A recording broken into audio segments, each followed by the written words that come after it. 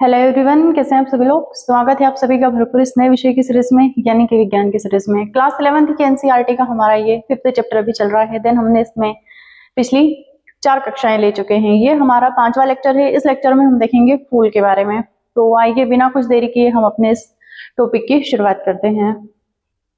तो हमने सब पहले क्या देखा था, पहले वो थोड़ा सा रिवाइज कर लेते हैं, ठीक है, कि हमने सबसे पहले देखा क्या है। तो यही है हमारा चैप्टर, पुष्पी पादपों की आकार की, यानी कि फूलदार पौधों की संरचना। ये है हमारा अध्याय 5। क्या है? पुष्पी पादपों की आकार की।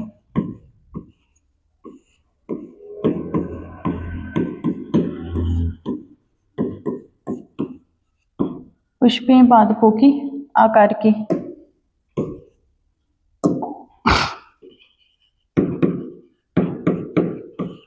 आकार की, ठीक है। पहले हमने क्या देखा था?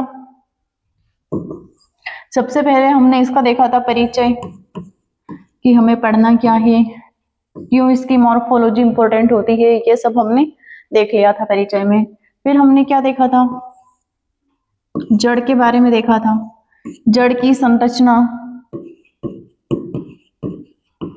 सबसे पहले हमने जड़ की संरचना देखी थी। फिर जड़ की संरचना के बाद हमने देखा था जड़ के विभिन्न भाग।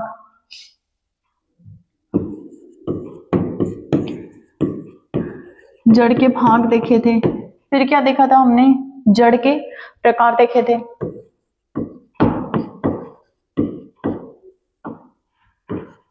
जड़ के प्रकार देखे थे। जड़ के प्रकार देखे थे कि कौन कौन सी जड़ें होती है।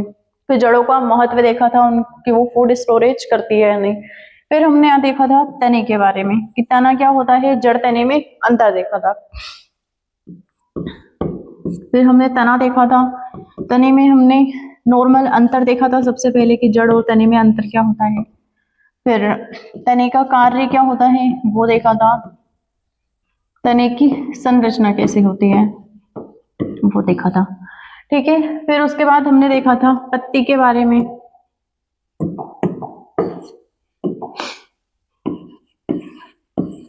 हमने क्या देखा था फिर? पत्ती के बारे में कल। पत्ती क्या होती है? सबसे पहले हमने पत्ती की संरचना देखी थी, संरचना। फिर पत्ती के प्रकार देखे थे, पहले भाग देखे थे, फिर प्रकार देखे थे पत्तियों के, और मुख्य उसके शिरा विन्यास देखे थे पत्तियों के, ठीक है।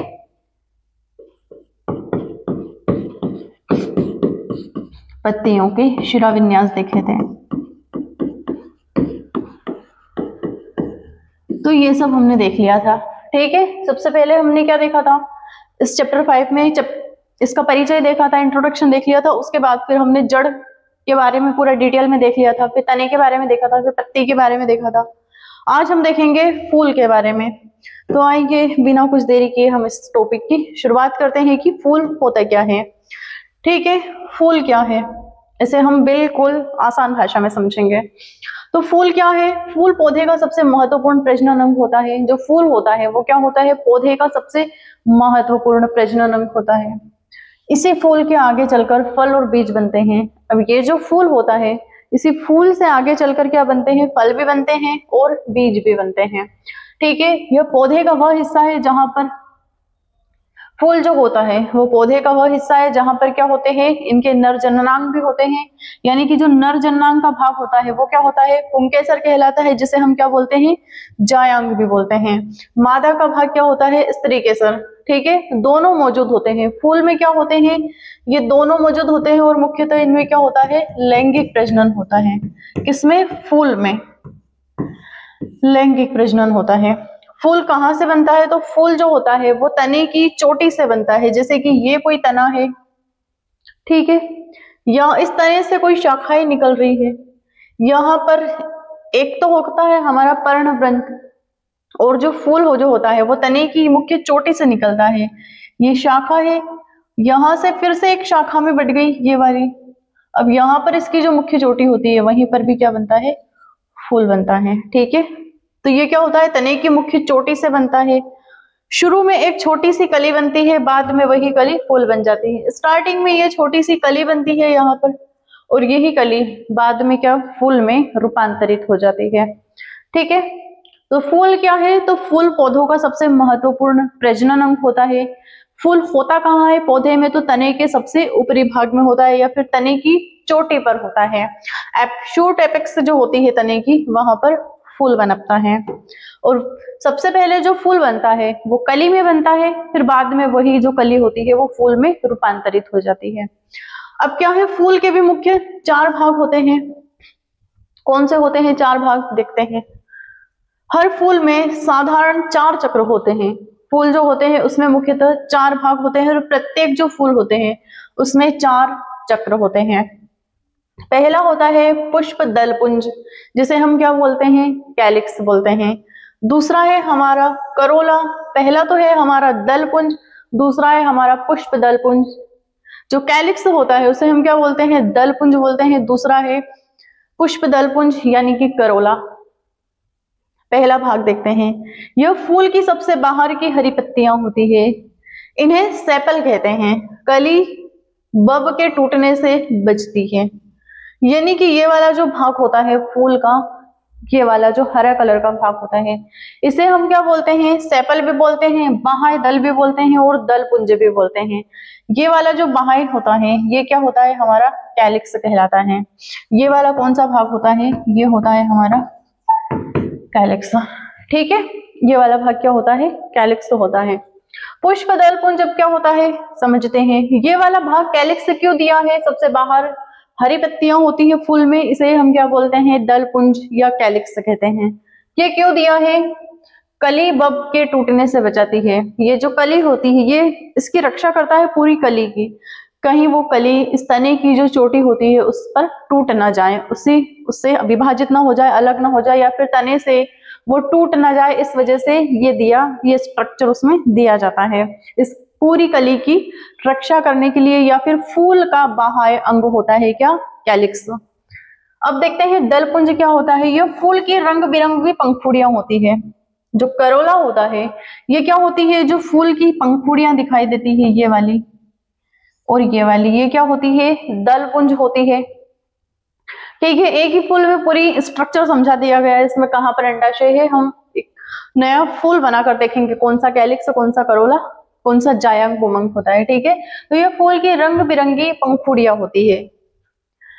कौन, जो दल पुंज होते हैं, करोला जो होता है वो क्या होती है, फूल की रंग बिरंगी पंखुड़ियां होती है, इन्हें पंखुड़ी कहते हैं। जो फूल की पंखुड़ियां होती है उन्हें हम पंखुड़ी कहते हैं, लेकिन जो बायोलॉजिकल हमारी लैंग्वेज होती है, बायोलॉजिकल लैंग्वेज में हम उसे क्या बोलते हैं, करोला बोलते हैं। अब ये जो पंखुड़ियां होती है ये कीड़ों को अपनी ओर आकर्षित करती है ताकि इनमें प्रजनन हो सके। परागकण के लिए वो क्या करती है, कीटों को अपनी ओर आकर्षित करती है। ठीक है, ये ही वाली जो पंखुड़ियां होती है ये क्या करती है, इनका काम क्या होता है, कीटों को आकर्षित करने का, कीटों को आकर्षित करती है। ठीक है, अब देखते हैं पुंकेसर, जिसे हम क्या बोलते हैं, एंड्रोइज्म। ये क्या होता है, पुंकेसर फूल का नर भाग होता है। पुंकेसर में 2 चीजें होती है। पहली क्या होती है, एंथर यानी कि पराग कोश होता है। जो पुंकेसर होता है फूल का जो नर भाग होता है उसमें 2 चीजें होती है। पहला तो होता है एंथर, जिसमें क्या होता है, पराग कोश होता है, यहीं पर परागकण पोलन ग्रेन बनते हैं। जो इसका पराग कोश होता है पुंकेसर होता है ये वाला, ये इसका पराग कोश होता है। ठीक है, यहां पर क्या बनता है, नर गेमेट यहां पर मिलते हैं या फिर यहां पर बनते हैं। फिर है हमारा फिलामेंट, ये वाला पहला तो हो गया, ये वाला परागकोश यहाँ पर, और ये वाला जो भाग होता है इसका ये होता है फिलामेंट, जिसे हम क्या बोलते हैं, डंठल भी बोलते हैं फूल का भाग। यह एंथर को पकड़ कर रखता है, ये वाला, यानी कि इसका जो परागकोश होता है, इसका जो एंथर होता है उसको वो पकड़ कर रखता है, कौन, डंठल। तो ये जो नर जन्नांग होते हैं फूल के, नर वाला जो भाग होता है फूल का पुंकेसर, उसके भी 2 भाग होते हैं। पहला कौन सा होता है, एंथर होता है, जो क्या करता है, यहीं पर परागकण बनते हैं, यानी कि जो पोलन ग्रेन होते हैं, इनकी जो गेमेट सेल होती है वो यहीं पर बनती है।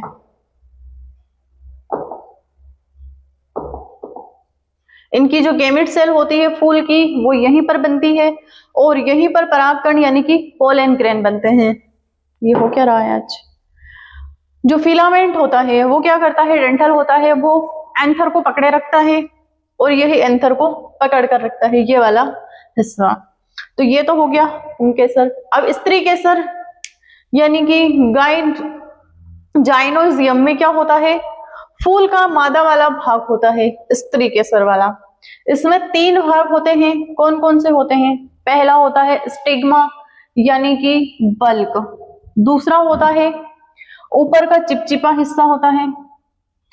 पहला क्या भाग होता है? स्टिग्मा, यानी कि बल्क में क्या क्या होता है, ऊपर का चिपचिपा भाग होता है, ये वाला इसका स्टिग्मा हो गया। पराग कणों को पकड़ने का काम करता है। वो क्या करता है, जो मादा का जो नर जनन अंग होता है, मादा का जो जनन अंग होता है, उनकी जो गेमेट सेल होती है वो क्या करती है, पराग कण को पकड़ने का कार्य करती है। फिर दूसरा आता है इसमें वर्तिका क्षेत्र, ये वाला।